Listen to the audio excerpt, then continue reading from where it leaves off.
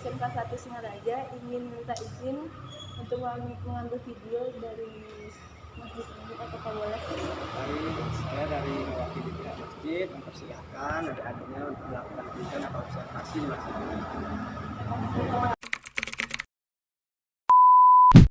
Masjid Agung Jami Singaraja adalah salah satu masjid pemberian raja langsung ada di Buleleng. Masjid tersebut bukanlah masjid pertama di Buleleng, melainkan masjid ini ada dikarenakan adanya Masjid Kuno Keramat Singaraja.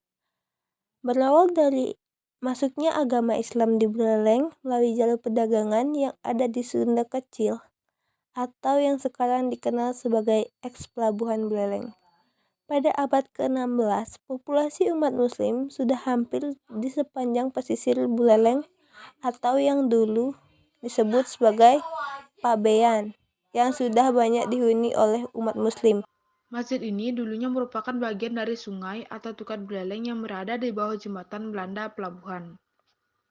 Seringkali tempat ini digunakan sebagai tempat sholat dengan pedagang-pedagang yang mampir di sini, karena tempat ini dulunya rawa-rawa dan banyak populasi muslim di sini. Di tahun 1964, kebetulan ada tradisi Sunan Prapen, yaitu keturunan dari Sunan Giri.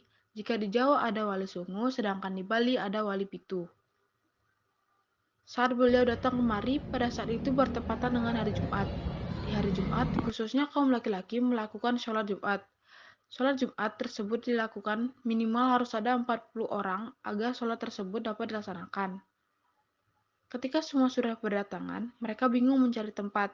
Mulailah mereka masuk ke dalam hutan bambu dan menebang bambu tersebut agar cukup untuk 40 orang yang akan melaksanakan sholat Jumat. Pada saat menebang pohon bambu, di tengah-tengah tempat tersebut sudah ada mimbar. Jadi mimbar itulah yang menjadi sejarah berdirinya sebuah masjid di Buleleng.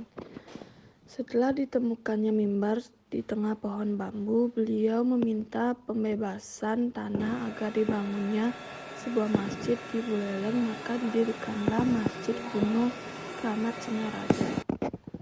Pada tahun 1830, dengan banyaknya bertambah populasi umat muslim di daerah pesisir seperti Kampung Baru, Kampung Bugis, Kampung Kajanan, para umat muslim membutuhkan tempat sholat yang lebih luas seperti sholat Idul Fitri. Berhubung tempat ini sering digunakan tempat untuk sholat, maka pada 1830 itu mulailah tercetus sebuah wacana untuk mendirikan sebuah masjid baru.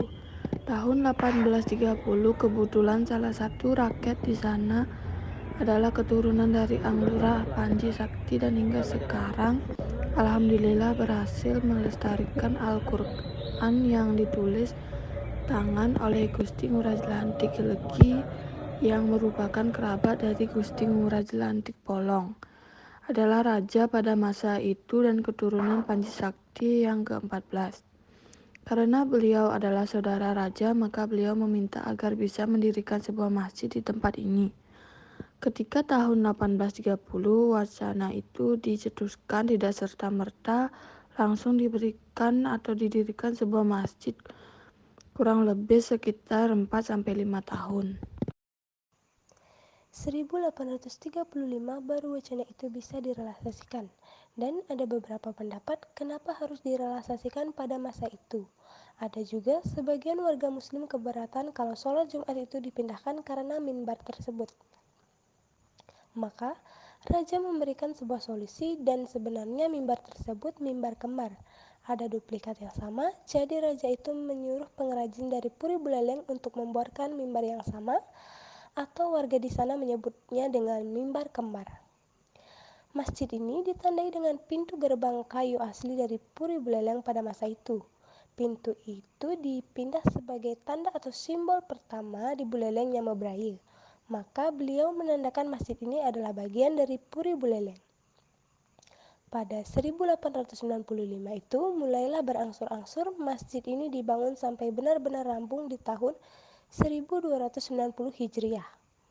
Ketika proses pembangunan masjid ini, tidak hanya umat muslim saja, tapi umat Hindu pun pada ornamen-ornamen pintu masuk berisi seperti lambang pajegan atau melambangkan seserahan. Jungle.